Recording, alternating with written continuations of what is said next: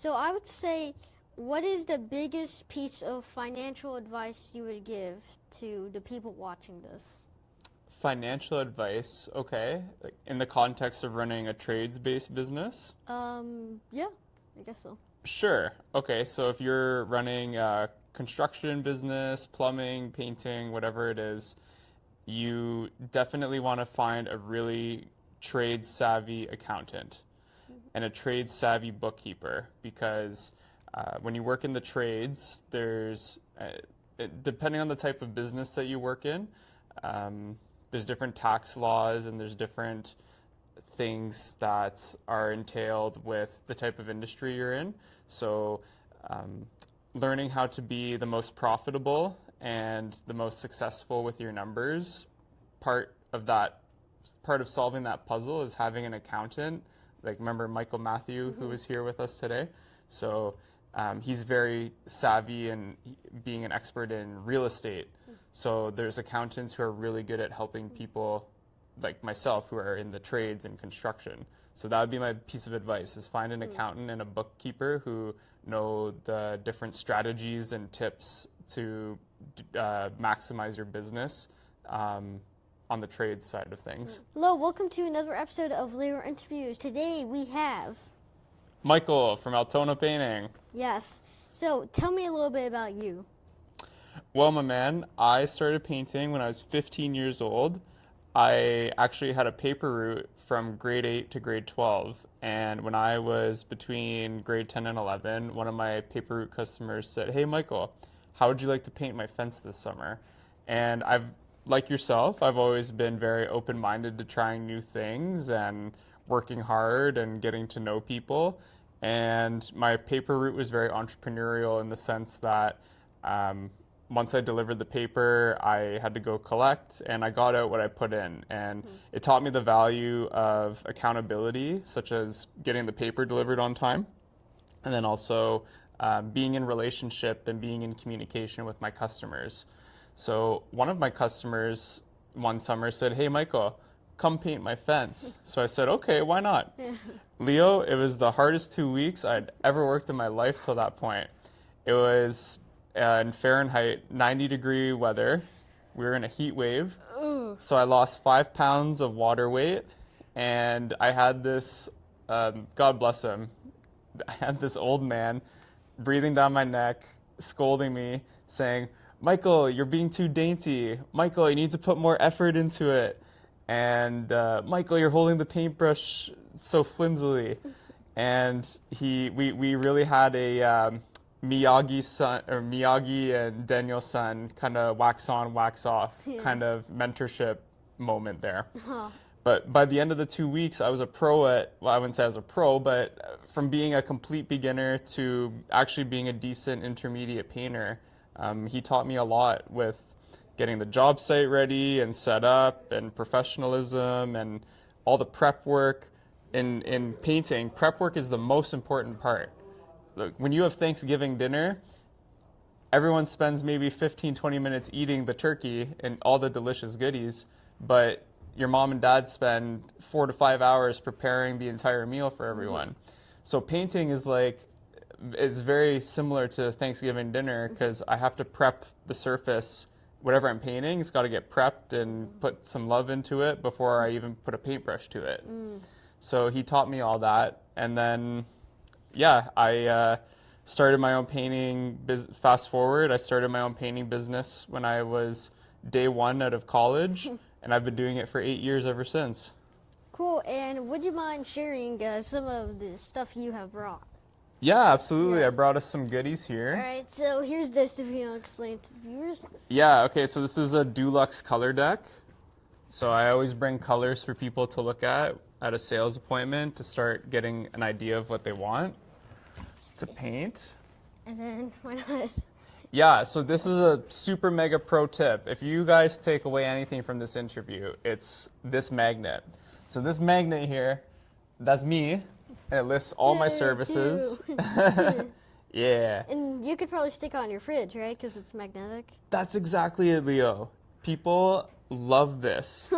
Every time I give it to them, their first reaction is, oh my goodness, it's a magnet. I'm gonna stick it on my fridge. That's it, yeah. And the cool thing is, if you have like you know how some magnets are flat and you can't really bend them? So if you put on your water bottle, it's just like, there's that one pocket of space, you know, just makes you go crazy. But this actually like bends and it's magnetic.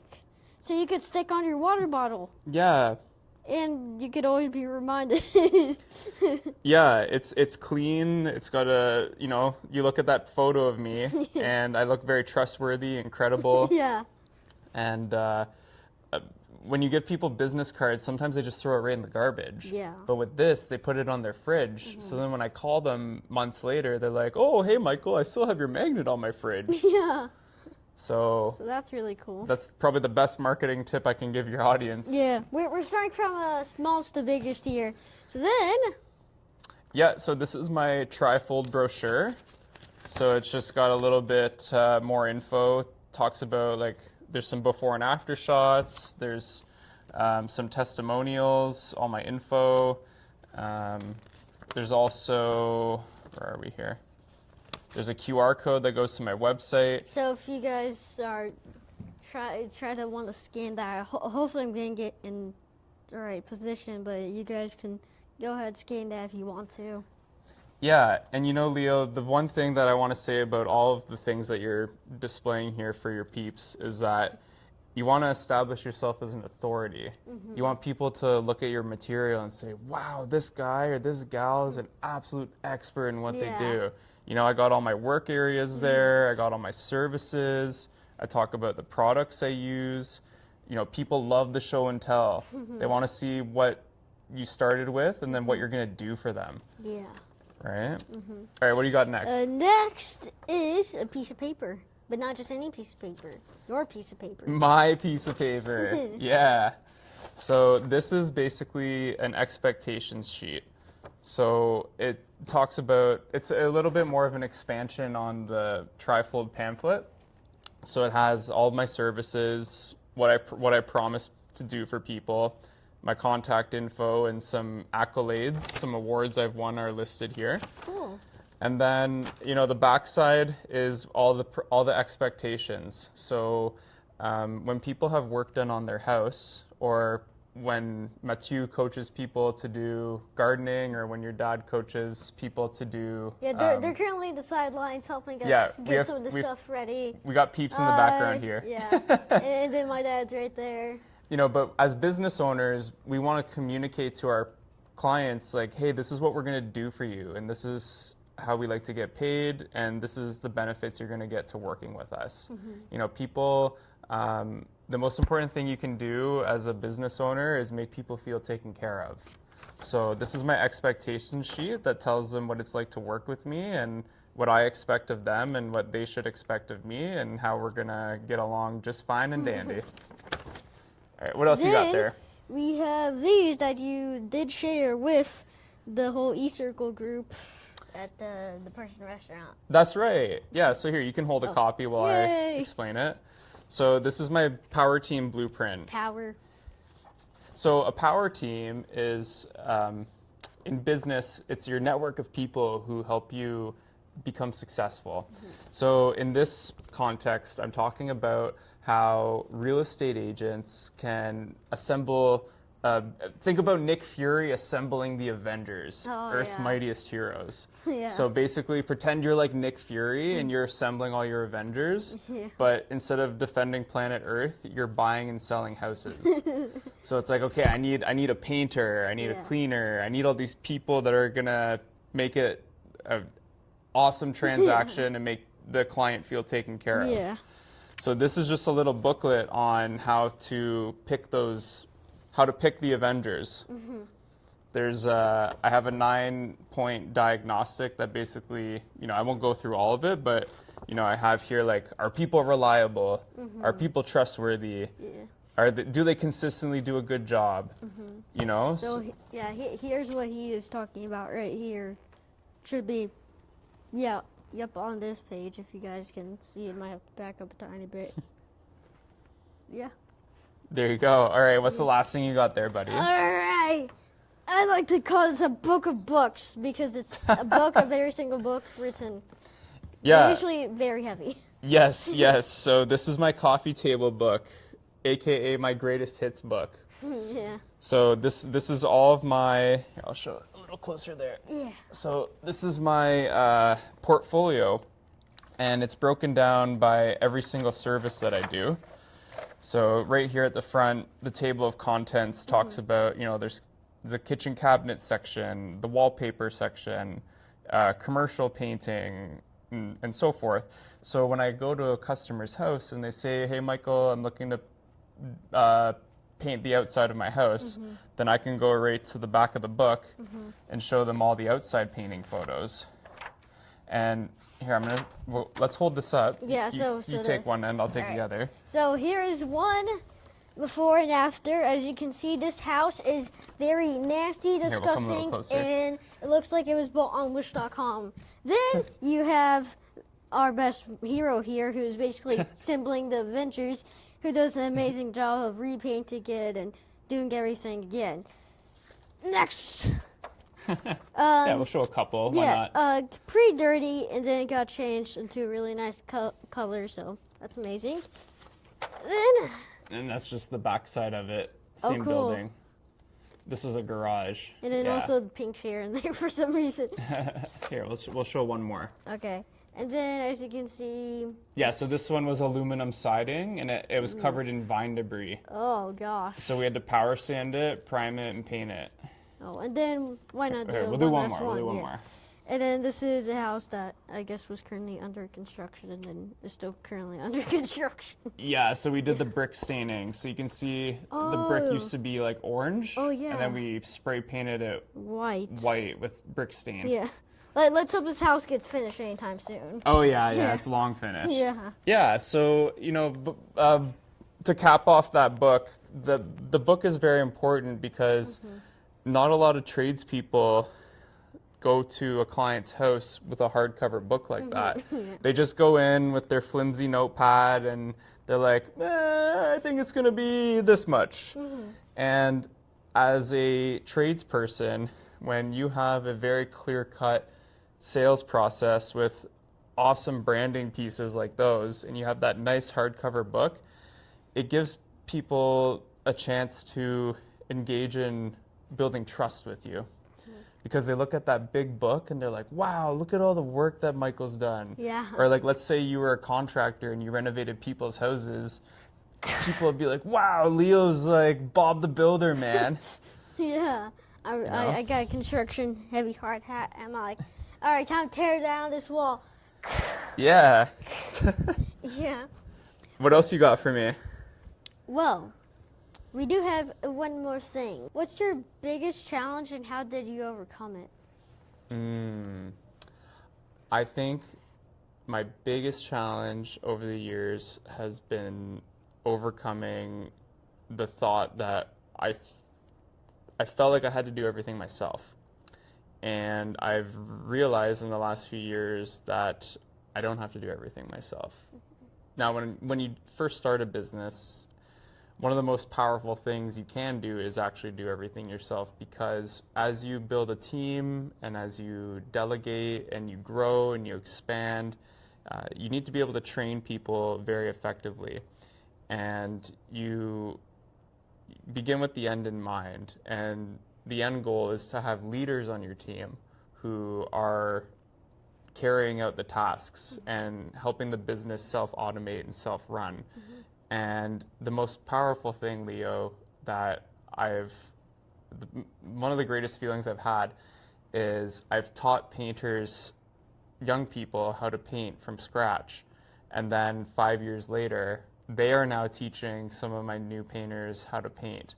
So it's coming full circle where I've had someone like, you're not as young as you, but someone like you who has never painted before. I've taught them how to paint. And now they are leading and they're teaching the next person I bring onto the team how to paint. And there's this cycle of leadership, and it's allowing me to step away from being so hands-on with everything.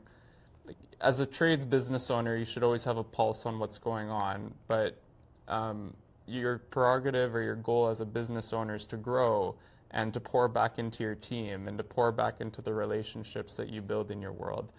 And when you grow a business and you're trying to wear every single hat and do every single task, you're not serving people as best as you can. So that's been my greatest challenge, is that I've learned how to do, I'm still learning, but I think I do a lot better job at it now, is learning how to lead and delegate and run my business a little more effectively. Well, nice to hear that. Now, why don't we get into the moments of questions / moments you have been waiting for, guys. As you know, we had a little teaser of asking him what is the biggest advice that he could give to one of the viewers out there. So, let's go ahead and answer that question. What is the biggest piece of advice you could give to one of those viewers watching right now that's in a tough spot and they're like, man, I need some help, Yeah, so, for the record, I'm 29 years old, and I think a lot of your audience watching are young people like yourself. And even just the few years that I've been an adult is a lot different than the upbringing that your generation is having right now. Social media was just becoming a thing when I was 11, 12, 13 years old. So I came from the era that we used to play outside all the time, and we played video games online together, but we also played outside, and our parents were very good at making sure that we were kind to each other and respected each other, and there's a little bit more of a human touch and a level of depth to our relationships and our friendships. And I think what's changed over time is this. Yeah. Right? And we're so enveloped and engulfed in the virtual world that people forget how to do this. So I think one of the most important pieces of advice I can give to your audience is find ways in your world that you can contribute and give back, whether it's volunteering your time at a food bank or a shelter or with a church or a mosque or synagogue, whatever your religious denomination. It's really important that you give back to your community and that you're in relationship with people. I think what's happened is people get so enveloped in the virtual world and they're very lonely and they don't know how to cope. And I'm a huge advocate for young people like you getting into the trades, because the trades are a really great way for people to be in relationship with each other. You all have a common goal. Let's say it's like a team of, like my business, we're a team of painters, and the client says, I want to repaint my whole house. There's a lot of steps that go into making that happen. So I have to rally with my team and work as a cohesive unit to get the job done. So when young people try new things and they get into the trades, then it expands their mind, because not everyone, I think you and I are pretty book smart. We like learning in a class, but not everyone excels at that. Some people like to work with their hands. So if there's ever an opportunity where you get to try landscaping or painting or working construction, that's just try everything. Figure out what you like, figure out what you don't like. Yeah, that's it. Yeah. And one last question before we end today's episode. What is your favorite ice cream flavor? Because we're gonna have a contest. So we're gonna have the starters and then the semifinal. I cannot talk. The Semifinal. Thank you. And then the finals, and then the winner of the best ice cream that gets voted by the public. So, I'm curious, what is your favorite ice cream flavor? It's a good question. I would have to say maple walnut. Okay, I've never heard of that. It's probably exclusive to Canada because it's maple. That's right. Yeah. Okay, so for the next couple of days, we will have a full tier list of pretty much some of the best ice cream flavors. You guys will pick whoever wins moves on, and then to finals, and then the ice cream flavor that is last standing wins the ice cream tournament. Fun challenge for you guys, because why not? Anyway, that's going to be it for today's episode. Remember to like, subscribe, and it was nice meeting you. Nice meeting you, pal. Yes, nice to meet you too. Well, until next time, bye.